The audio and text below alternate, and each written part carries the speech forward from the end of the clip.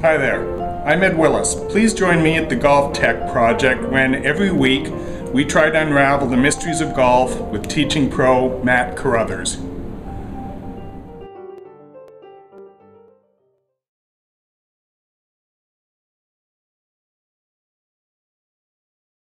One thing I've noticed is you're really addressing my turn or lack of turning. I'm not turning correctly is what seems to be the problem. Well, you're not turning enough. Okay. And you're also bending your knees, and that's changing all the angles that you're on as you swing back. So yeah, we spend a lot of time here working on turns. The motion measurement systems allow us to give people auditory feedback for when they're turning too much. We'll make it beep to tell them they've gone too far, or we'll make it so that it's a positive reinforcing beep if you're not turning enough.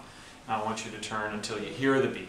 Okay. Now you need to know, I think my swing is spectacular. So where am I falling down? What is there? Is there like an impulse that's taking over or something like that? Well, like many golfers, your first instincts are usually directed at the golf ball. Okay. And I'll give you an analogy. If you've ever watched little kids playing hockey, you have a bunch of them swarming the puck around the rink, and little soccer players are following the ball around the field. Like a big amorphous mass. So that behavior is basically the brain saying object see, object get. Okay. Well, in golf, there's an equivalent of that, and that is object see, which happens to be ball. Sure. Object hit. Okay. And so what happens is that all of the instincts are to move the club and hit the ball with the hands. Okay. Now you've probably heard a million times people say, "There's no hit in golf." Yeah. It's a swing with the ball in the middle. Okay. Yeah. Well, unless you got a better picture on the box of what that really means, you end up with a lot of pieces in your mind about the golf swing. Golf swings can be dissected into so many pieces. Really fragmented, eh? Right. Yeah. So the picture I like to give people on the box is the golf swing as a picture is discus meets croquet. Aha! So it sounds like we're going to get into something here. If you'll let me, that's my cue. That's no. That's my mind. And so I have a sort of a prop here that I use. That would represent a discus. Okay. And what I'm going to have you do is take your golf setup with it. This is actually from the tree beside Pebble Beach that they made. That they had to take down the trademark logo tree. Where is it? They Where made is it? 300 the 18th beside the 18th green. The one overhanging the bunker there by the green. Yeah. They had to bring it down because it was dying. And a man named Tom Musty made 300 special edition putters from the wood of that tree, and I have one of them. And this is the certificate. Okay, so I'm taking my stance. And you're holding the discus inside your right hand like that. And the people online will actually show you that. I'll show them a picture of a discus thrower and their finish. Okay. So you're looking at the golf ball, aren't you? Okay. Now make a swing as if you were going to do a backswing to do a standing discus throw. A standing discus throw. So I'm just Right. And you're not really concerned about hitting anything here, are you? No, I'm just turning. That's right. Right. And what are you turning to do?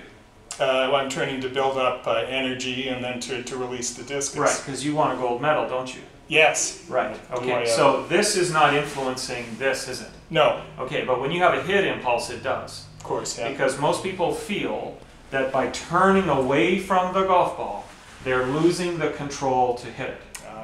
Where are your eyes right now? In front of the ball or behind it or above it? Yeah, and then that's a big change for me. Yeah, to tell you the truth, it feels a little uncomfortable. So a lot of people don't turn and they tilt, and now your eyes are over the ball. Okay? Which is what I do. Right, so now you can feel how much energy you have to use from your hand to move that discus, and how little energy you have from the big muscles in your body as you rotate it back. Okay, so we're just down and smooth and out?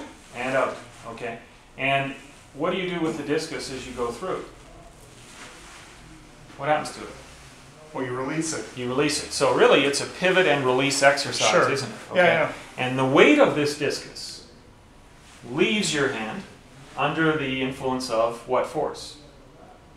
I want to say gravity, but that's not it. Centrifugal. Centrifugal force, of course, yeah. So all a club head is a discus on a stick. All right. Okay. Yeah. And in a golf swing, we want to pivot and release that the same way we are going to release that. All right. But it's a dual tool, and it's part discus and part hitting instrument for a ball. Which is where the croquet comes in. Which is where the croquet comes in. So really all a golf swing is like you've been getting discus lessons, okay? And then we've got to put that together with the croquet aspect. Okay. Okay, and you've been, like many, power croquet players. Yeah. Okay, so the great exercise is go to the busiest driving range you can find and walk down the line and go, okay, who's a power croqueter? Oh, interesting. And who's a discus meat croqueter? Okay. And you can have a little chuckle as you Yeah. go down the line and decide which one is which. But it's interesting to me that you're teaching me the discus first, and that is that like a more important Sure. fundamental, or you have to have Right. that built and ingrained Well, and for you? absolutely, and it's also important for you to see it and realize it this way, because I'm not trying to tell you I'm going to put the golf swing you want inside you. It's already there. Okay. My job, I didn't invent the golf swing, and Yeah. most teachers that are alive now didn't invent the golf swing. I mean, some try, or they try new swings. Right. Okay, it's probably because there's not good enough techniques teaching the real one to begin with. Yeah. Okay, I'm trying to get that golf swing out of you.